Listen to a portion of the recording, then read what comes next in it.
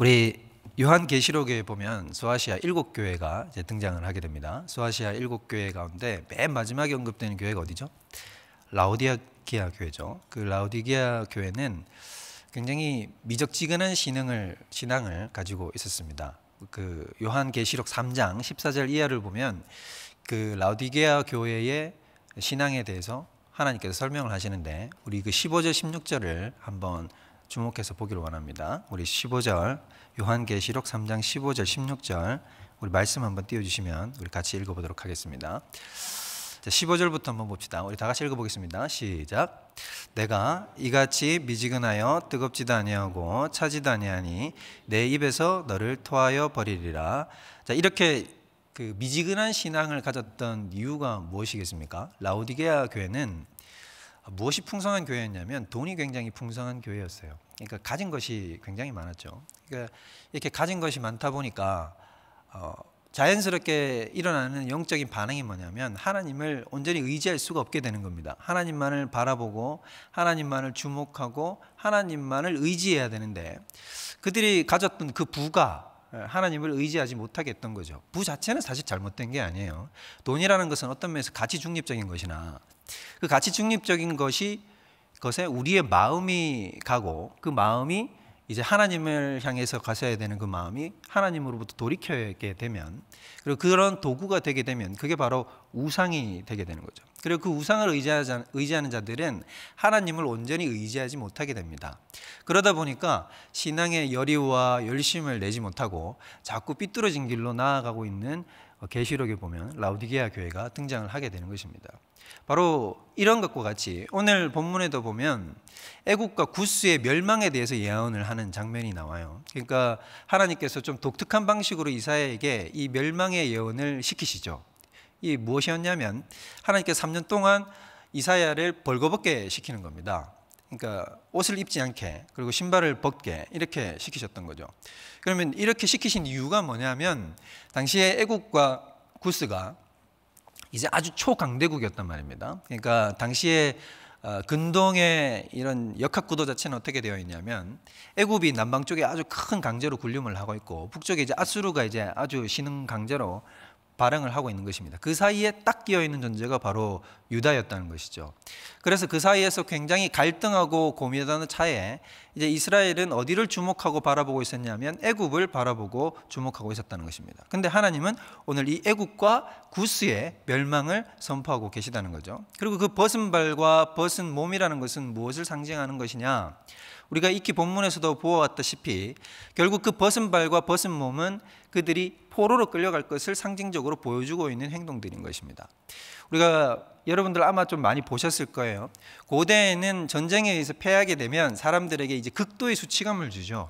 그 극도의 수치감, 완전히 자기가 가지고 있는 능력이 박탈되었다는 것을 상징적으로 보여주고 일종의 정신적으로 무장 해제를 시켜버리는 거죠. 싸울 의지를 완전히 박탈시켜버리기 위해서 어떻게 하냐면 모든 옷들을 다 벗겨버리는 겁니다. 그러니까 이제 극도의 수치감 속에 들어가서 사람들은 자기 고향을 떠나 전쟁을 수행하고 침략했던 침략 국가로 끌려가게 되는 것입니다.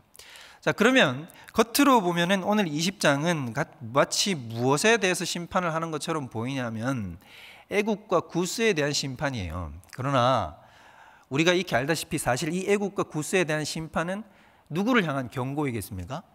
바로 이스라엘을 향한 경고인 것입니다. 하나님께서 그러면 애국과 구스를 왜 심판하시겠습니까? 그 애국과 구스는 이스라엘의 바로 우상이었기 때문인 것입니다. 하나님께서 우리에게 바라셨던 것은 우리가 하나님만을 주목하고 하나님만을 의지하는 것이었습니다. 하나님께서 인간을 지으셨을 때 그 인간을 지은 존재, 즉 피조물은 인간부터 시작하여 모든 세상의 피조물은 누구를 의존할 수밖에 없도록 하나님께서 지음을 해주셨냐면 결국 창조주이신 하나님을 주목하고 하나님께 자신의 모든 것을 걸고 의존할 수밖에 없도록 하나님께서 지으셨다는 것입니다. 그렇기 때문에 모든 피조세계들은 어떻게 해서든지 하나님만을 주목하는 거예요. 그리고 주목하지 않으면 살 수가 없습니다. 우리는 생내적으로도 벌써 그래요. 여러분들 우리 먹는 거 너무 좋아하시잖아요. 그죠? 그리고 성경도 여러분 참 먹는 걸 되게 강조합니다. 근데 여러분 혹시 고민해 보신 적이 있습니까? 도대체 왜 먹는 게 이렇게 집중을 할까? 여러분 언뜻 보면 우리 성경에 보면 먹는 걸로 뭔가 갈라지는 것이 굉장히 많아요. 여러분, 사람이 죄인이 되고 죄인이 되지 않는 것도 어디에서 갈라졌습니까? 선악과를 먹냐 안 먹냐에 갈라졌죠. 여러분, 유월절로 보십시오. 유월절에 내가 구원을 얻는 것도 유월절 어린 양을 먹냐 안 먹냐로 갈려져요. 유월절 어린 양을 먹으면 내가 구원이에요. 그러나 먹지 않는 자는 그날 멸망하는 거죠. 그죠? 또 마찬가지로 하나님께서는 또 신명기 14장 또 레위기 11장 같은 데서 보면은 먹을 것과 먹지 말아야 할 것들을 굉장히 구분시키십니다. 그렇게 구분시키시고, 또 결정적으로 신약에 오면 예수님께서 최후의 만찬 가운데 이 언약을 다 뭘로 제정을 하시냐면 또 먹을 것으로 제정을 하시고, 또 예수님이 오병이어를 일으키신 다음에 스스로 또 뭐라고 얘기를 하시냐면 육의 양식에 집착하지 말고 무엇을 먹으라 그러시죠? 자기 자신을 먹으시라고 얘기한단 말입니다. 그러니까 성경은 굉장히 먹는 것을 가지고 우리에게 뭔가 강조점을 찾는 경우들이 많아요. 그죠? 선인과 악인을 구분해내고 구원을 얻느냐 못 얻느냐 이런 것들을 구분해내는 기준점이 먹는 걸로 나갈 때가 많단 말입니다. 그러면 여러분 한번 생각을 해보자는 거예요. 왜 사람이 먹어야 될까요?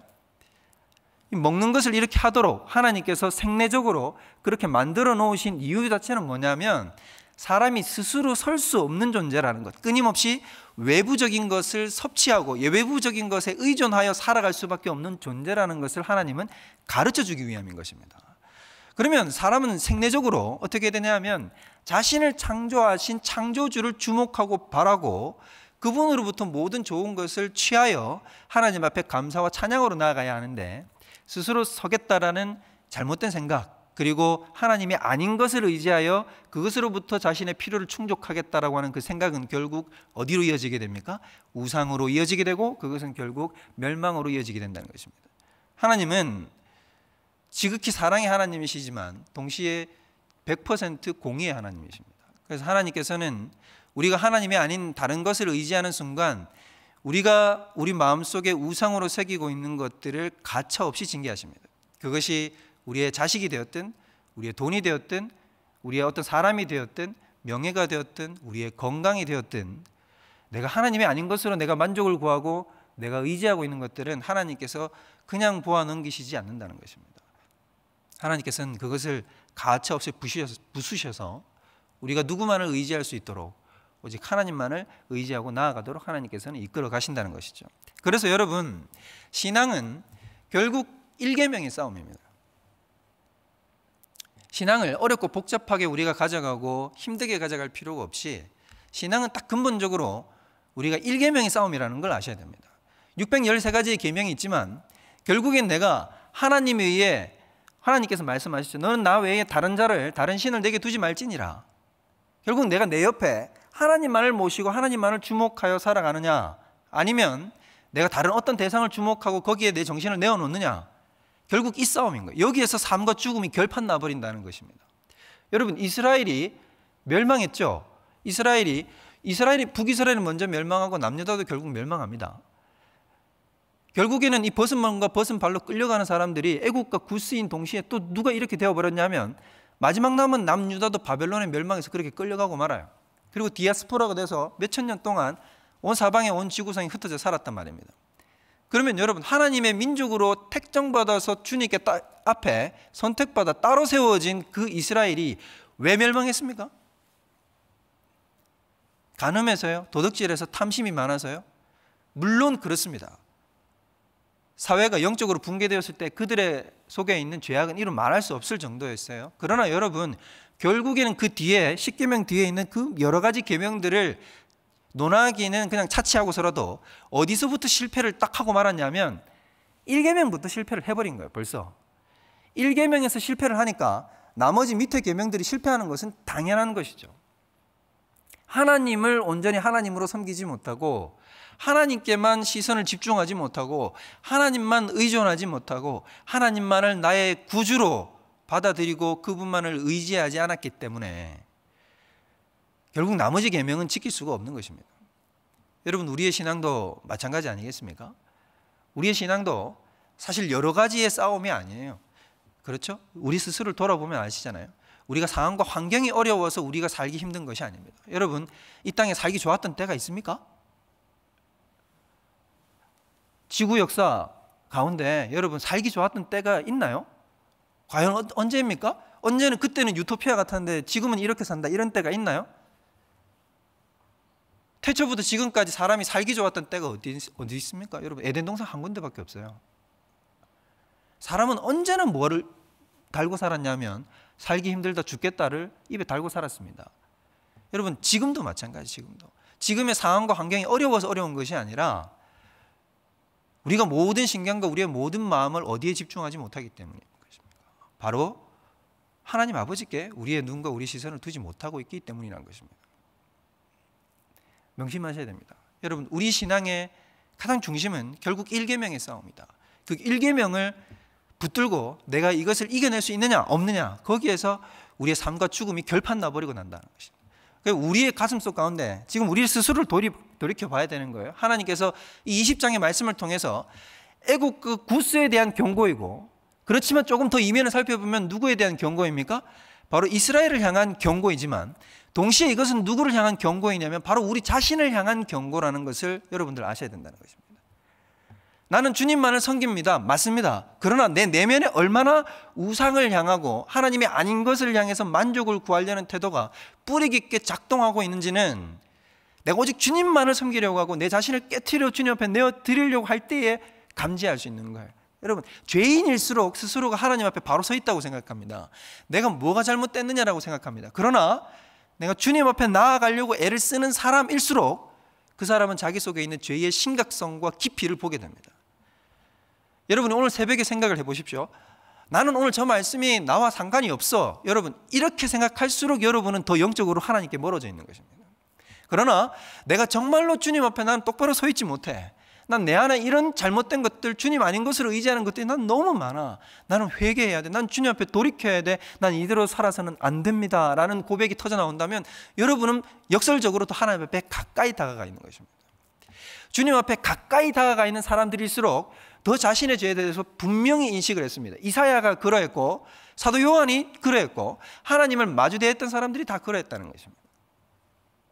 그러므로 우리의 삶 속 가운데 오늘 이 새벽에 우리가 기도하며 주님 앞에 나아갈 때 우리 자신을 깊이 바라봅시다. 깊이 바라보고 우리 속에 어떤 우상들과 하나님이 싫어하시는 것으로 내 자신이 가득 채워져 있는가, 나는 그것을 인식조차도 못하고 있는 것 아닌가라는 것을 우리가 돌이켜 보아야 한다는 것입니다. 오늘 말씀을 보면 바로 이 이스라엘 백성들이 그런 인식 자체를 하지 못했습니다.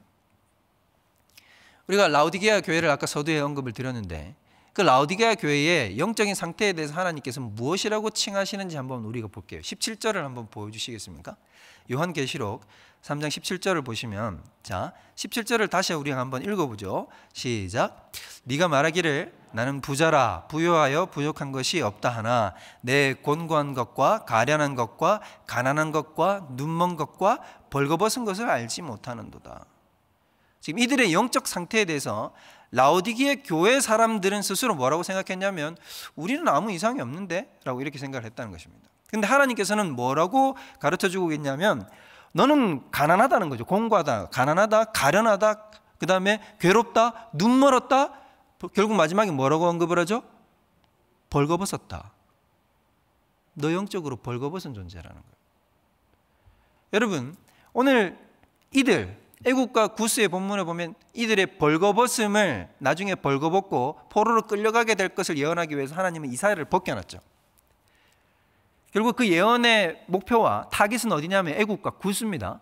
그러나 하나님은 지금 이사야의 이 퍼포먼스를 통해서 무엇을 보여주고자 하시는 것이냐면 이스라엘의 영적 가난과 헐벗음을 보여주시고자 하는 거예요. 너희가 지금 영적으로 어떻게 되어 있는지 아니? 너희가 내 백성으로 부름받았지만 내 종이 저렇게 벌거벗은 것처럼 너희는 지금 영적으로 완전히 벌거벗었어. 너는 지금 네가 어떤 상태인지 몰라. 정신을 차리고 돌아와 라고 하나님께서는 지금 이스라엘을 향해서 경고하시고 그들의 신앙을 깨우시기 원하신다는 것입니다.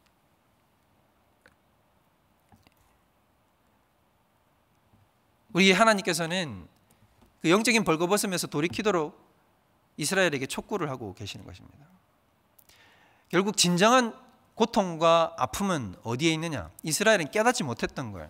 이스라엘은 고통이 어디서부터 온다고 생각했냐면 아수르로부터 온다고 생각했습니다. 그 잔인한 민족, 그 아수르를 우리가 막아내기만 하면 우리가 모든 고통에서 해방될 것이다. 마치 코로나가 다 없어지면 우리가 경제적으로 부유하기만 하면 모든 고통이 다 사라질 거라고 생각을 하는 착각 속에 빠진 것처럼 이스라엘 백성들은 마치 무슨 착각 속에 빠져 있냐면 아수르만 사라져주면, 저 위협에서 우리가 건진받기만 하면 이라고 생각을 했다는 거죠. 그러나 여러분, 하나님은 그렇게 말씀하시지 않았습니다. 예레미야 말씀을 보면 이렇게 얘기를 합니다.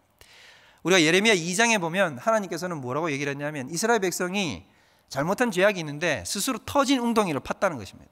모든 생명의 구원자 대신 하나님을 저버리고 스스로 웅덩이와 우물을 파서 거기서 물을 길어 먹겠다고 했지만 그 우물은 터진 웅덩이라는 것이죠. 그리고 나서 예레미야 가운데 하나님께서는 이렇게 이야기를 하십니다. 우리 예레미야 말씀을 한번 보면 예레미야 2장 18절에서 19절 말씀에 이렇게 나옵니다. 네가 시올의 물을 마시려고 애굽으로 가는 길에 있음일 어찌 됨이며 또 네가 그 강물을 마시려고 아수르의 길로 가는 길은 어찌 됨이냐라고 이렇게 언급을 하고 있습니다. 그 다음 한번 보죠. 19절 읽어보겠습니다. 자, 19절 우리 다 같이 읽습니다. 시작. 내 악이 너를 징계하겠고 내 반역이 너를 책망할 것이라. 그런즉 내 하나님 여호와를 버림과 내 속에 나를 경외함이 없는 것이 악이요 고통인 줄 알라. 주 만군의 여호와의 말씀이니라. 정말 이스라엘 백성들의 진정한 고통은 내 외부에 있는 것이 아니라 내 속에 바로 살아계신 하나님이 거하지 않으신다라는 그 사실에 있는 것입니다. 여러분, 우리 삶도 마찬가지인 것입니다. 한국교회, 온 열방, 그리고 우리 자신, 우리 가정, 우리가 속해 있는 공동체, 그 근원적인 문제의 핵심과 고통은 무엇입니까? 여러분, 그 고통은 바로 외부적인 것에 있는 것이 아니라 우리 속에 살아계신 하나님이 거하시지 않고 계시다는 것에 있습니다. 시편 51편에 다윗은 자기의 죄를, 자기가 밧세바와 동침한 것을 죄로 여기지 않았어요. 자기가 영적으로 어떤 상태인지 깨닫지 못하고 있었습니다. 나단 선지자가 와서 그의 죄를 일깨워 주었을 때 그는 고통하고 괴로웠어요. 왜 괴로웠느냐? 자기가 죄를 지었다는 사실도 괴로웠지만 자기 속에 어느 순간 성령께서 떠나셨다는 사실, 하나님께서 내 안에 임재하심을 거두고 떠나셨는데 자신은 그것을 인식조차 못하고 있었다는 사실 앞에 그는 고통하고 절규했다는 것입니다. 지금 우리는 어떤 것에 절규하고 있습니까? 하나님이 내 속에 지금 살아계시는가? 하나님이 이 나라 민족 가운데 역사하고 계시는가? 하나님이 온 열방 가운데 자신의 영광을 드러내고 계시는가? 우리의 눈은 그곳을 주목해야 될 줄로 믿습니다. 여러분, 오늘 이 새벽 가운데 우리가 기도해야 할 제목도 바로 이것일 것입니다. 우리가 속으로 탄식하며 주님 앞에 부르짖읍시다. 하나님, 내 속에 주님이 계시지 않은 것 같습니다. 아니, 내가 주님을 더 많이 인식하고 주님으로 인하여 그 주님의 영광을 더 깊이 바라보고 주님만을 주목하고 주님으로 가득한 내 자신, 나의 가정, 한국교회, 이 나라와 민족, 온 열방이 되기를 주님 간구합니다. 물이 바다를 덮은 같이 여호와의 영광을 인정하는 것이 온 세계에 가득하기를 주님 제가 간구합니다. 바로 그 부흥의 역사가 저와 여러분들 가운데, 이 나라 민족과 한국교회 가운데, 온 열방 가운데 충만하시기를 주님의 이름으로 축원드립니다. 우리 다 같이 기도하겠습니다. 우리 시험을 다 같이 기도할 때 어리석은 이스라엘 백성처럼 자기의 문제들이 온통 외부에 있다라고 생각하는 그 모든 잘못된 생각에서 벗어나서 하나님 아버지 앞에 온전히 나아가 우리 속에 온전히 예수 그리스도, 십자가에 못 박히신 예수 그리스도와 하나님 아버지가 충만히 임재하는 것만이 우리의 참된 해결이요, 그것이 존재하지 않음이 고통인 줄 알아서 주님, 우리가 다시 돌아갈 수 있는 저희들 되게 하여 주시옵소서. 온 세상으로 내 안에 또한 온 열방과 민족 가운데 하나님으로 충만하게 하여 주옵소서. 우리 다 같이 기도하며 주님 앞에 나아가겠습니다. 기도합시다. 하나님 아버지, 우리의 어리석은 심령과 마음을 주님께서 만져주시고